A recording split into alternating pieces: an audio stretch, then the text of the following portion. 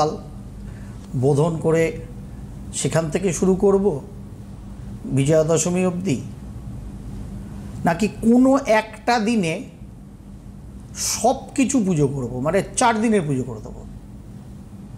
সব বিধি আছে, সব বিধি আছে।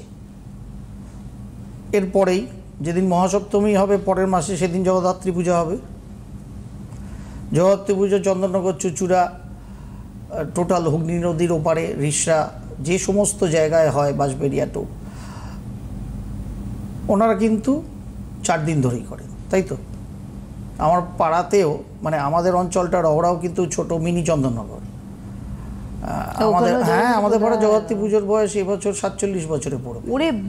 আর আমাদের আগের যে পুজোটি হয় রহরা বারোয়ারির পুজো, তারা অর্ধ শতাব্দী পেরিয়ে গেছে অনেক দিন আগে।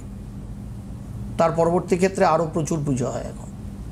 তা এবার আমাদের এতদ অঞ্চলে তো জগদ্ধাত্রী পুজো একদিনই হয়, মহানবমীর দিন, যেদিন জগদ্ধাত্রী পুজো ক্যালেন্ডারে থাকে, ওই দিনই সপ্তমী, অষ্টমী, মহানবমী, 3 দিনেই মায়ের 3 ভাবেই পুজো হচ্ছে।